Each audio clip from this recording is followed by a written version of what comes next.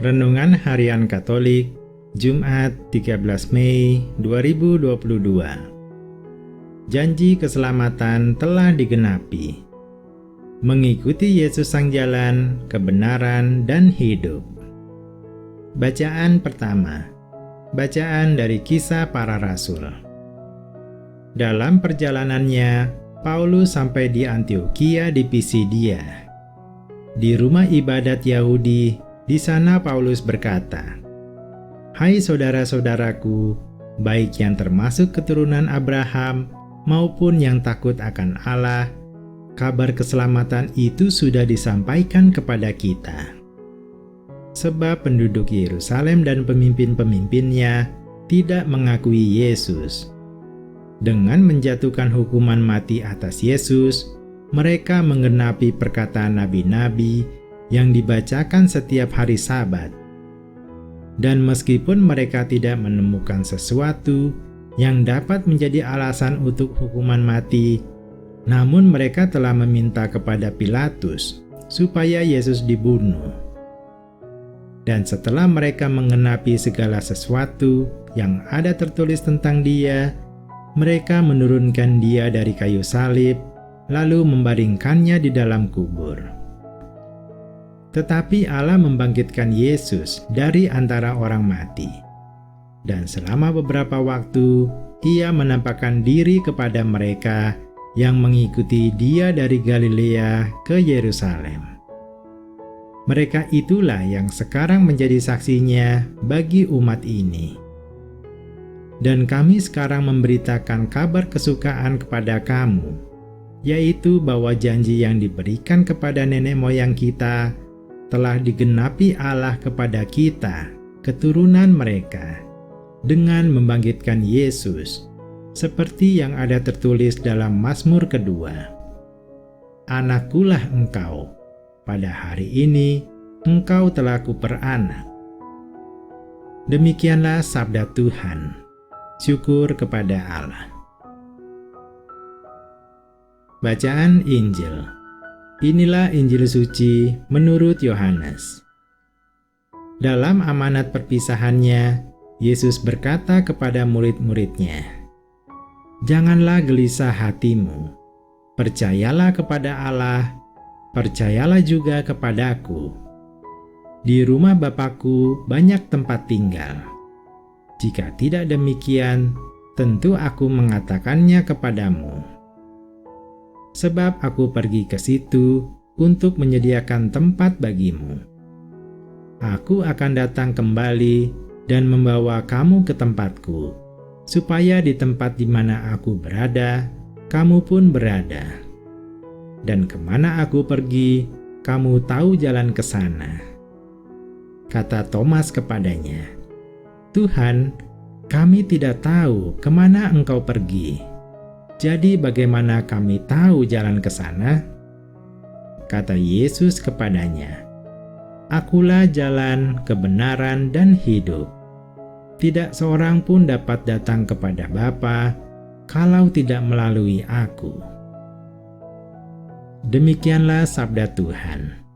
Terpujilah Kristus. Renungan. Inti dari pembacaan kitab suci hari ini adalah 1. Janji keselamatan telah digenapi. Keselamatan yang dijanjikan Allah telah digenapi di dalam kematian Yesus. Orang-orang Yahudi di Yerusalem secara tidak sadar telah menggenapi Alkitab, sebab mereka gagal untuk memahami makna sesungguhnya dari ayat-ayat Alkitab. Walau tidak menemukan kesalahan, namun dengan kekelaman hati, mereka menuntut Pilatus menjatuhi hukuman mati kepada Yesus.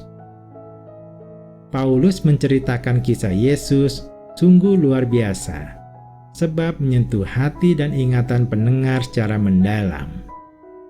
Paulus memaparkan segala penderitaan yang telah Yesus tanggung. Menyampaikan makna kisah Yesus itulah inti berita Injil Paulus. Itu yang seharusnya menjadi ciri kesaksian kita pada masa kini. Injil adalah tawaran Allah agar manusia bersedia diselamatkan. Kisah Injil tentang kebaikan Allah terhadap manusia itu adalah kabar baik.